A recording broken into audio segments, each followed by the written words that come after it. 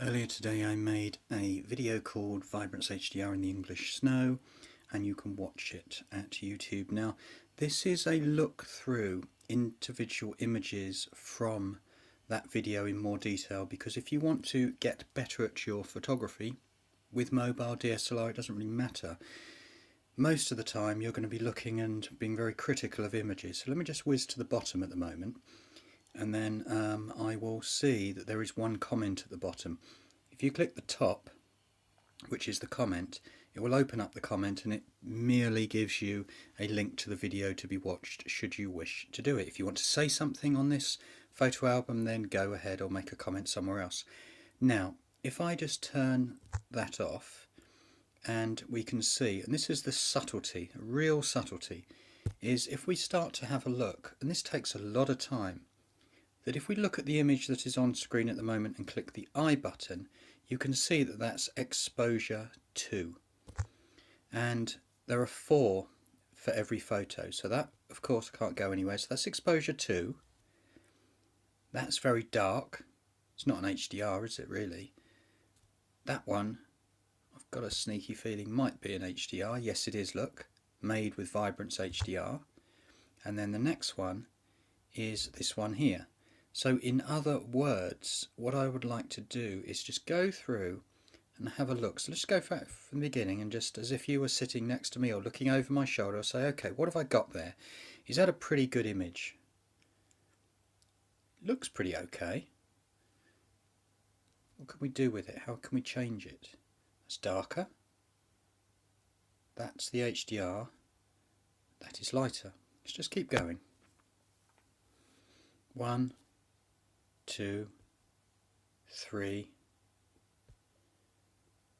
and 4. Now I'll show you the one that starts to get, here we go. Now we're getting into the realms of being quite surreal, and I'll show you what I mean. This is purposely the exposure that is very bright, but we've got the bark of the tree and the branches of the tree. Then we've got the super dark one. That I suspect is the HDR. And then we've got a mid-range. But in its own, we'll just go back one here. If you want to be critical about this, then you've really got to do some looking. And really, only you as the photographer can be the one to make the final editing decision of what you believe you saw at the moment of pressing that shutter. What is going on here? It's starting to be quite interesting. Look at all that white. Look at that, that's the same photograph but a slightly different one-stop exposure. Then we're going pretty dark. I think that's the HDR. And there is, and I don't know what that is actually in terms of exposure, doesn't matter. Here we go, look at that. It's really interesting in that it's taking away, the snow is just forcing so much white onto that frame. And you can see all the grass in the background. No grass at all. Lots of grass peeking its way through the snow. That's the HDR, I believe.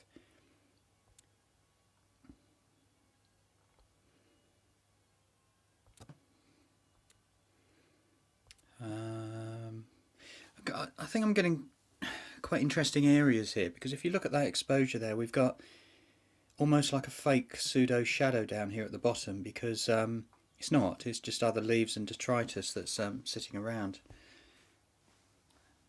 So what would you see if you were stood there in real life?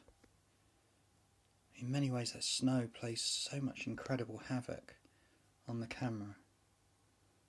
I mean, look, you know, you're one stop away and you're getting something so different.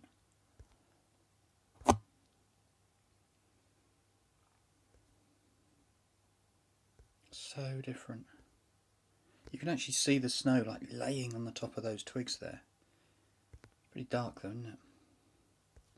And again, this is a scene very close and easy to get to, as opposed to a woodland miles away, of course. When it's just snowed, it's dangerous on the road, so you can't do much travelling without risking. Anyway, that one there, darker, darker. I think we're nearly at the end of the album, aren't we? We'll just keep going for a second or two.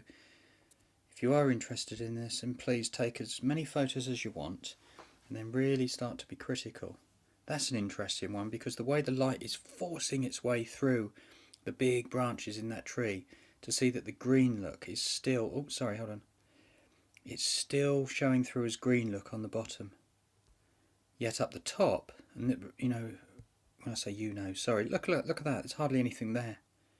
Really hardly anything there because there's so much light forcing its way through. Then you go over to the next exposure, look at that. Absolutely, totally different. Look, bang, there's so much darkness there. That's the HDR. That is probably the photo you're going to get regularly. See which one it is. It's photo 1. I think we're about done, aren't we? But again, if you're following these with great interest, well done. Thank you so much. I mean, that looks literally in the middle of a blizzard.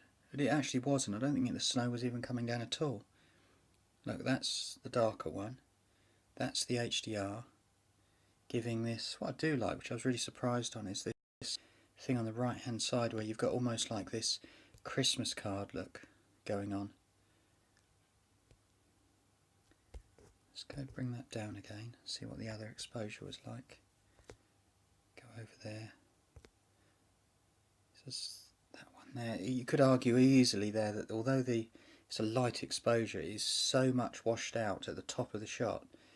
Very difficult to say that's my almost like final answer, where there of course it's so dark.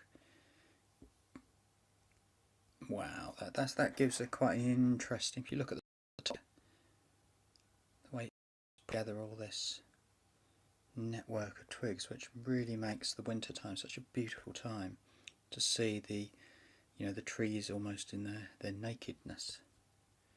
Okay, that's it, isn't it, done? So the main thing here is going back, is we can just finish up there and say if you really want to get into this, as I said, or we'll say again now, photography is in the art of the looking.